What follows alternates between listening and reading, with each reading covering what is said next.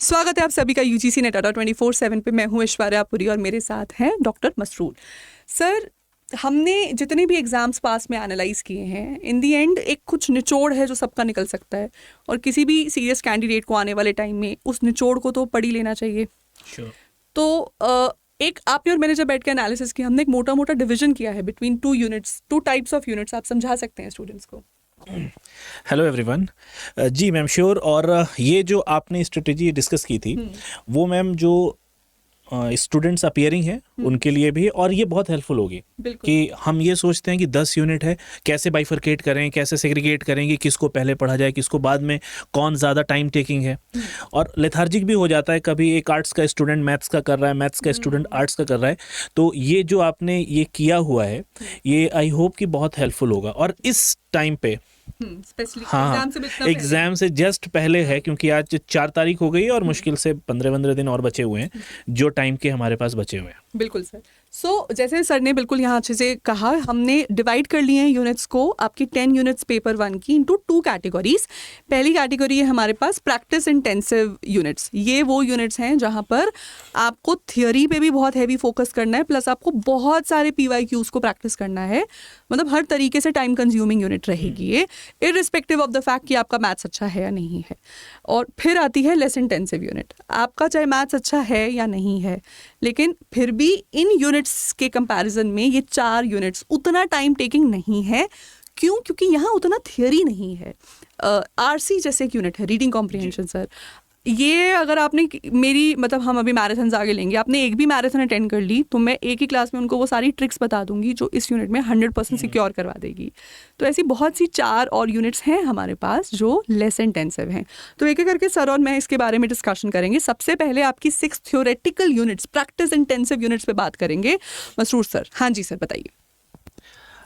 Ma'am, ये जो units हैं जो कि बहुत ज़्यादा प्रैक्टिस डिमांड करती हैं, ठीक है, और इसमें आपका थ्योरी बेस होना बहुत ज़रूरी है, राइट। ठीक है। ये जो यूनिट आपने, मुझे अभी जस्ट याद आया आपका माइक लेने से पहले कि ये यूनिट कहीं ना कहीं कंट्रीब्यूट करती है जब आप JRF को बहुत ज़्यादा फोकस कर रहे हो। क्योंकि यहाँ पे DI मैं पढ़ाता भी था इससे पहले, जो बच्चे पढ़े भी होंगे मैथमेटिक्स और RC, ये ऐसी हैं कि स्कोरिंग है। आप इसको छोड़ देते हैं। अगर मैं टू बी वेरी ऑनेस्ट बताऊं मैम, 6 से 7 बार मैंने क्वालिफाई किया है, ये यूनिट मैंने कभी नहीं देखी आज तक, और अभी पढ़ाई भी नहीं है, कभी पढ़ाने का इसका एक्सपीरियंस भी नहीं है। खैर वो अदर पॉइंट है। इसको अगर हम डिस्कस करें तो ये जितनी भी यूनिट्स हैं, अभी मैं ये पीपल डेवलपमेंट और हायर एजुकेशन ले रहा हूँ। इसमें फैक्चुअल स्टैटिक बेस्ड क्वेश्चंस होते हैं जो डेटा पे आधारित होते हैं। मॉन्ट्रियल प्रोटोकॉल कब हुआ, और इसके साथ स्टॉकहोम प्रोटोकॉल कॉन्फ्रेंसेस कब हुए, इस तरीके के क्वेश्चंस इसमें आते हैं। दूसरा, ये जो यूनिट है इसमें टीचर और जो स्टूडेंट है दोनों को लेके थ्योरीज दी हुई हैं जिस पे ज्यादा ध्यान देना होगा। पियाजे की थ्योरी, अब ये CTET एग्जाम हो, स्टेट लेवल का कोई एग्जाम हो, UGC एग्जाम हो, या फिर आप ये कह सकते हैं जो MP, हाँ TGT PGTs में भी आप तो खैर जानती हैं, हाँ बहुत ज्यादा ये क्वेश्चन आता भी है, ठीक है। और इसी में स्वयं भी है, स्वयं इन दोनों में कंट्रीब्यूट करता है। स्वयं प्रभा हो गया, MOOCs हो गए, और जो यूनिवर्सिटीज हैं वो आएंगी। थोड़ा सा फिलोसॉफिकल एस्पेक्ट है जो आपको वहां पे काम देगा LR में, जो अभी आप डिस्कस करेंगे। नेक्स्ट, इंडियन क्लासिकल फिलॉसफी में जी नेक्स्ट है रिसर्च एप्टीट्यूड। इसका काम ही पढ़ने वाला है। नेट क्वालिफाई करें या JRF करें या फिर PhD ऑनली करें, तीनों में ये आपके अंदर एक एप्टीट्यूड डेवलप कर देता है।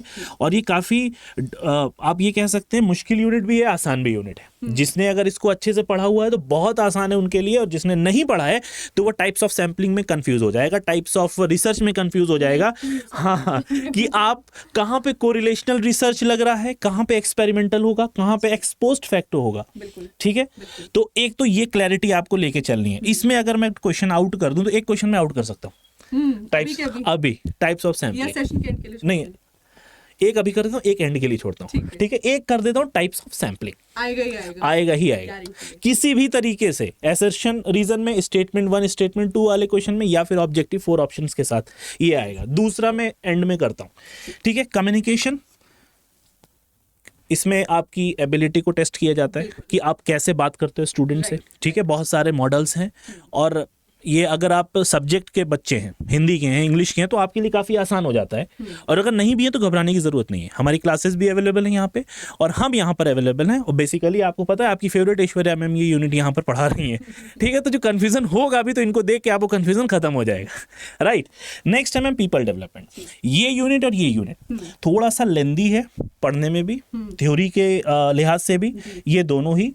और इसमें आपको पता नहीं होता, अनअवेयर होते हो कौन सा आप पढ़ के भी जाओगे, पता नहीं होता, फिर पूछते। अभी जैसे पिछले 2 साइकिल पहले संस्कृत कमीशन ना हमने कभी पढ़ा है ना पढ़ा है। एक क्वेश्चन पूछा गया कि संस्कृत कमीशन के चेयरपर्सन कौन थे, ठीक है। ये तो हाँ, कहीं से भी आ गया ना। हाँ, और इसको मैं बाउंसर क्वेश्चन बुलाती हूँ, तो बाउंस ऑफ होगा ही होगा ऐसा क्वेश्चन। वो क्वेश्चन आया, उसके अगले साल वही क्वेश्चन मैच द फॉलोइंग में आ गया, ओके, गॉट इट, ठीक है। ठीक है।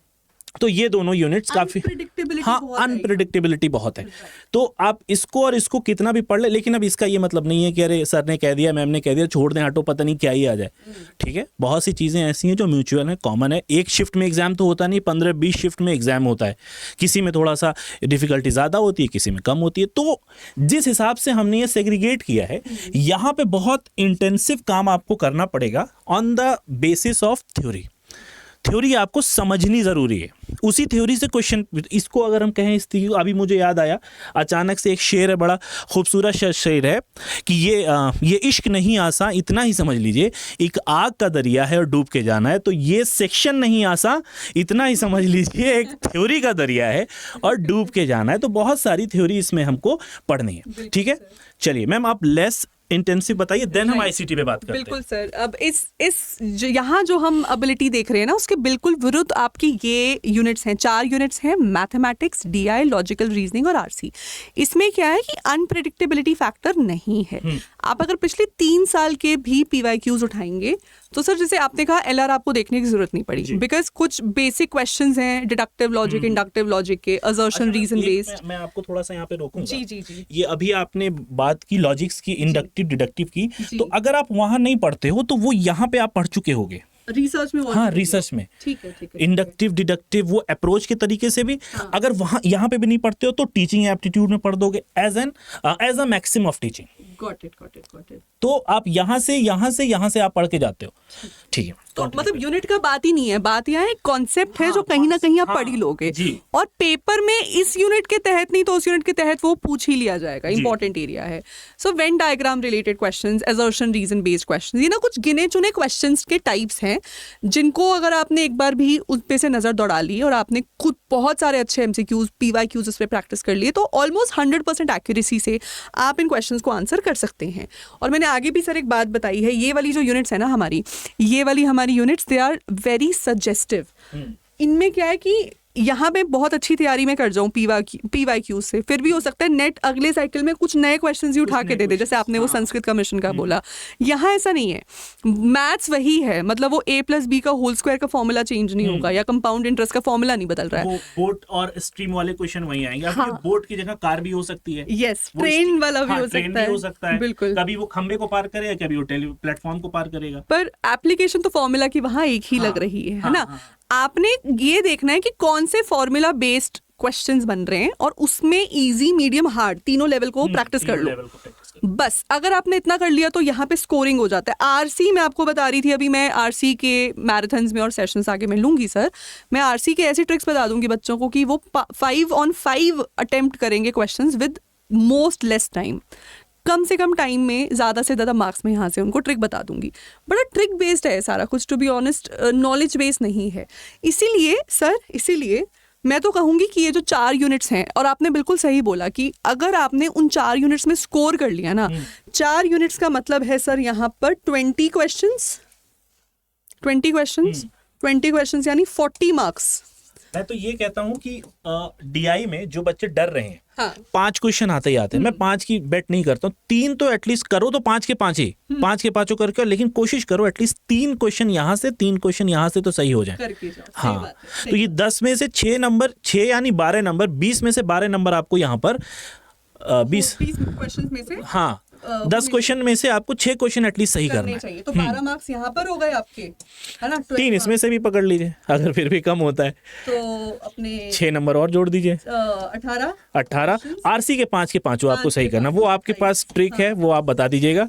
तो हम मान के चल रहे हैं एटलीस्ट 28 to 32 तो सर एवरेज स्कोर है, लेकिन ब्रिलियंट बच्चा एवरेज नहीं स्कोर कर रहा होता, वो 40 में से 34 36 भी स्कोर कर रहा है यहाँ से। एटलीस्ट 60 मार्क्स आपको यहाँ से गेन करने हैं। तो यहाँ पर मोटा मोटी हम कह रहे हैं कि आपने ऑलरेडी अपनी 78 to 86 की रेंज, मुझे लगता है सर, एक ये मैंने ना जेआरएफ वालों की रेंज देखी है। हाँ, अब तो मौसम ऐसा हो गया है कि आपको ये करना पड़ेगा, इस रेंज तक पहुंचना पड़ेगा। ये जेआरएफ की है। अगर आप जेआरएफ नहीं चाहते हो, आपको लगता है कि मुझे फेलोशिप नहीं चाहिए, हमें हाँ नेट का बस सर्टिफिकेट चाहिए, तो आप 70 से 75 की 70 प्लस आप सोच के चल सकते हो। घबराने की जरूरत नहीं है, ये हमने कुछ ज्यादा ही आंकड़ा यहाँ पे 60 का बता दिया है, मुझे अभी याद हुआ 60 अगर ये करते हो हाँ वो 100 हो जाएगा, तो घबराने का नहीं है आपको। अच्छा, ये एग्जाम की बड़ी खासियत है, यहाँ पे आपको ये नहीं करना है कि 150 क्वेश्चन है, मुझे 300 लेके आना, मुझे AIR रैंक 1 आनी है, ना, कुछ नहीं। आपको बस एक लाइन टच करके अपने आप को क्वालिफाई करना है, सिर्फ क्वालिफाई करने के लिए खेल खेलना है। बिल्कुल सही बात है सर। तो सर दोनों में फिर हमने कुछ डिफरेंशिएशन जो अभी हमने बताई दी है, उसको हम समराइज एक बार फिर से कर देते हैं, सो दैट जितने भी स्टूडेंट्स अभी अपकमिंग एग्जाम में तैयारी कर रहे हैं, चाहे वो रिवाइज कर रहे हैं सिलेबस को, चाहे वो पहली बार ही सिलेबस को देख रहे हैं, तो ये स्ट्रैटेजी को ध्यान रखना। तो DI, मैथ, लॉजिकल रीजनिंग और RC में क्या करना, ज्यादा पुराने PYQs पे मत जाना, सिर्फ लेटेस्ट 3 साल के PYQs अलग अलग शिफ्ट्स के उठा के उसको प्रैक्टिस करो। जितने मार्क्स, मान लो आउट ऑफ 40 तुम्हारे यहाँ पे 20 ही बन रहे हैं, तो मान के चलो तुम्हारे रियल एग्जाम में भी 20 के राउंड ही मार्क्स बनेंगे। ये वाले यहाँ पे अगर तुम मॉक्स या PYQs लगा रहे हो ना, it is really suggestive of what you are actually going to score, ठीक है। प्लस यहाँ पर टाइप्स ऑफ MCQs प्रैक्टिस करने हैं rather than the topic itself. वो टॉपिक बेस्ड अप्रोच रहती है थियोरेटिकल यूनिट्स में। इन यूनिट्स में टाइप्स ऑफ MCQs पे ज़्यादा मेहनत, जैसे कि DI में सर कभी कभी चार्ट दे देते हैं, कभी बार दे देते हैं, कभी पाए दे देते हैं, उसमें भी बच्चे बड़े अटकते हैं। तो वो भी थोड़ा सा आपको ध्यान रखना है कि टाइप्स ऑफ क्वेश्चंस प्रैक्टिस करो, हर टाइप में इजी भी प्रैक्टिस करो, मीडियम भी करो और हार्ड भी करो, क्योंकि जब हार्ड हो जाता है ना क्वेश्चन का लेवल, तो ये बात सच है कि लोग मार्क्स कम स्कोर कर रहे हैं, लेकिन वहाँ पे एक्यूरेसी कम भी रही तो चलेगा। अगर पेपर इजी आ जाता है तो वो एक्यूरेसी की गेम बन जाती है सारी, है ना। और सर आपकी यूनिट्स में क्या रहेगा? मैम इसमें आपने तो 5 से 7 लिखा है, लेकिन जब भी मुझसे कोई पूछता है तो टू बी वेरी ऑनेस्ट मैं ये बताता हूँ 10+ ईयर्स, ठीक है, 10 साल का, क्योंकि मैंने भी 10 साल का पूरा करा था। वो कितना भी ट्रेंड चेंज होगा, इनसे बाहर नहीं जाने वाला। हाँ, ये ठीक है। दूसरी चीज, इन पेपर्स के लिए जैसा कि इसमें इनिशियल प्लानिंग की जरूरत नहीं होती है। आप 15-20 दिन पहले भी, अगर अभी भी किसी ने मैथ ये 4 यूनिट्स देख लिए, काम चल जाएगा। लेकिन यहाँ पे इनिशियल प्लानिंग की बहुत जरूरत होती है कि कब हमको थ्योरी मेंटेन करनी है, कब क्वेश्चंस करने, अरे ये क्वेश्चन इससे भी आ गया, ये भी ऐसे करना है, अरे ये तो उल्टा पुल्टा हो गया कैसे। तो इसके लिए आप एक इनिशियल प्लानिंग बना के चलो, अदरवाइज टाइम का पता नहीं चलेगा। बिल्कुल। तीसरा है मैम, ये तो खास तौर पे यूनिट नंबर 9 और यूनिट नंबर 10 के लिए, ठीक है। PDE और हायर एजुकेशन के लिए GS और GK की टाइप के जो क्वेश्चंस होते हैं, कमीशन अभी कोई नई इनिशिएटिव आ गई, परख आ गया, इम्प्रिंट मीडिया आ गई, ठीक है, प्रधानमंत्री उज्ज्वला योजना आ गई, वो सब इसमें आ जाएगा। इससे भी आपको थोड़ा बहुत अवेयर रहना पड़ेगा। अभी मैं आपको एक जल्दी से एग्जांपल बता दूं, पिछले मैं कुछ क्लास कर रहा था 2-3 दिन पहले, तो उसमें UGC में आया हुआ एक क्वेश्चन UPSC 2013 के प्री में पूछा गया था, और डिट्टो, जी मैम, डिट्टो वही क्वेश्चन UGC ने 2018 में विदाउट चेंजिंग द लैंग्वेज यहाँ पे क्वेश्चंस पूछ लिए थे। तो थोड़ा सा दूसरे पेपर की फर्क अपने को। जैसे सर यहाँ पे DI जो हमारी पूछी जा रही है लेटेस्ट ईयर्स में, कौशिक सर से मेरी बात हो रही थी रिगार्डिंग दिस, ही सेड कि बैंक लेवल के और बैंक के PYQs उठा के भी 1-1, 2 DI डाले जा रहे हैं। तो इसका मतलब है कि हमें थोड़ा सा अवेयरनेस बाहर के एग्जाम्स में भी रखनी है, पर क्या ये जरूरी है? हाँ मैम, जरूरी, अब ना जरूरी तो नहीं। अब आप इस वक्त हो सकता है नहीं भी हो, लेकिन आ जाएगी तो फिर जरूरी हो जाएगी, ठीक है। क्योंकि DI के बारे में और RC के बारे में जितना आप जानते हो उतना ही हम भी जानते हैं। हमारे पास ट्रिक्स हैं, आपको बता सकते हैं कि सवालों को ऐसे सॉल्व किया जाएगा, मगर किस तरीके की आ जाएगी ये या तो NTA जानता है या तो आप खुदा जानता है, ठीक है। अगली बात आती है थ्योरीज। पेपर 1 में TA और RA में, रिसर्च एप्टीट्यूड में आपको टाइप्स पता होने चाहिए, घुमा फिरा के टाइप से जो अभी मैं मैम से बात कर रहा था, एक्सपेरिमेंटल कब लगेगा, कोरिलेशनल कब होता है, एक्स पोस्ट फैक्टो कब होता है, राइट, इस तरीके के क्वेश्चन। नेक्स्ट है, इसमें थ्योरी से काफ़ी क्वेश्चन पूछ रहा है। गार्डनर की थ्योरी हो गई, इंटेलिजेंस थ्योरी हो गई, पियाजे की थ्योरी हो गई, वाइगॉस्की की सोशल कल्चरल थ्योरी हो गई, इसके फोल्डिंग हो गया, कब लगता है, क्या होता है, ये सब के बारे में आपको पता होना चाहिए। ठीक है मैम। फाइनली सर, जाते जाते बच्चों को कुछ सजेशंस दे जाते हैं जो अपकमिंग अटेम्प्ट में अपने एग्जाम को दे रहे हैं, which is the June 2025 attempt. So उसमें नंबर 1 हमारा सजेशन रहेगा स्पेशली, और ये पेपर 2 में भी कई जगह लागू हो रहा है, which is chronology based question. बच्चे शोर ज़्यादा मचाते हैं कि मैम इतनी क्रोनोलॉजी। हमारे इंग्लिश के पेपर में sir out of 100 MCQs 25 to 30 MCQs are being asked from chronology, plus paper 1 में भी पूछी जा रही है। तो बच्चों, अब ये वक्त रोने पीटने का नहीं है, इसको सच मान के चलो, ये तुम्हारे जीवन का सत्य है कि क्रोनोलॉजी तो आ रही है, उससे भाग नहीं सकते, और अगर क्रोनोलॉजी को टैकल करना नहीं सीखा तो मार्क्स भी लूज करोगे, नेट और JRF से भी हाथ धो बैठोगे।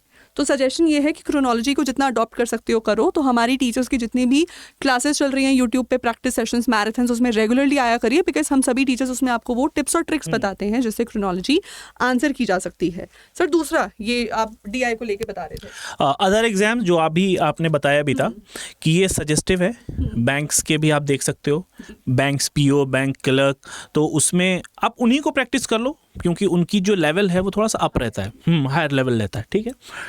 SSC का भी सब चलेगा यहाँ पे। हाँ मैम, PYQ, अब मैंने आपको बताया ना, वो इसीलिए मैंने ये वाला जो एग्जाम्पल बताया आपको, ये इसीलिए था, ये जो हाँ, ये जो UPSC वाला, जब ये UPSC का पूछ ले रहा है तो SSC SSC तो काफ़ी, UGC के काफ़ी नीचे ही एग्जाम आते हैं। ये अलग बात है कि वो जॉब वाले एग्जाम है। ठीक है सर। और स्टार्ट विद इजी यूनिट। अब यहाँ पर थोड़ा सा ट्रिक ये है, मैम के लिए इजी यूनिट कुछ भी हो सकती है, मैम के लिए इजी यूनिट ये भी हो सकती है। ठीक है, हो सकता है इनके लिए इजी यूनिट ये भी हो सकती है। मेरे लिए सबसे इजी यूनिट कोई पूछेगा तो मैं RC कह सकता हूँ। ठीक है, ये अलग अलग चेंज हो सकता है, यहाँ के हिसाब से नहीं, ये तो थ्योरी बेस्ड हमने बाइफरकेट किया है यहाँ पे, लेकिन आपको हो सकता है एग्जामिनेशन में आपको सबसे अच्छी सबसे इजी RC लग रही हो, तो आपको RC या फिर रिसर्च से शुरू करना है, तो स्टार्ट आपको वहाँ से करना है। ठीक है, बिल्कुल सर। सो अटकना नहीं एग्जाम वाले दिन। टाइम मैनेजमेंट अपने आप में एक बहुत बड़ी ज़रूरी चीज़ होती है, उसके लिए आपको मॉक्स लगाते रहना है। मॉक्स की कांस्टेंट रेगुलर प्रैक्टिस के लिए आप अडा 24/7 की एप्लीकेशन पे जाके फ्री मॉक्स, ऑल इंडिया मॉक्स देख सकते हैं, जिसमें आपको अपनी ऑल इंडिया रैंक भी मिल जाएगी। ऐप तक पहुंचने के लिए वीडियो के नीचे डिस्क्रिप्शन में दिए गए लिंक पे क्लिक करके आप अपनी ऐप को डाउनलोड कर सकते हैं। ये सेशन जो लगा हुआ है जी। हाँ सर, जितने भी स्टूडेंट्स हमारी वीडियो देख रहे हैं, इस 9 जून को आप लोगों ने जुड़ना है हमारे साथ शाम को, दोपहर को 2 बजे। ठीक है, जिसका नाम है दिल से दिसंबर। तो सर बहुत सारे अभी स्टूडेंट्स हैं जो अभी अपीयरिंग हैं या इस अटेम्प्ट को ट्रायल ही मान के चल रहे हैं, एक्चुअली वो दिसंबर को टारगेट कर रहे हैं और दिसंबर को लेकर एक डिटेल स्ट्रैटेजी का उनका सवाल बनता आ रहा है। तो आपके जितने भी सवाल हैं उनके जवाब हम इस सेशन दिल से दिसंबर में दे देंगे, जो कि 9 जून दोपहर को 2 बजे होने वाला है। पेपर 1 पेपर 2 की सभी आपकी फेवरेट फैकल्टीज आपके साथ यहाँ पर जुड़ेंगी, आपने भी जुड़ना नहीं भूलना है। ठीक है sir, I think that's it. That's it ma'am. Alright, so thank you so much for being with me. Do subscribe our channel UGC Net Adda 24/7.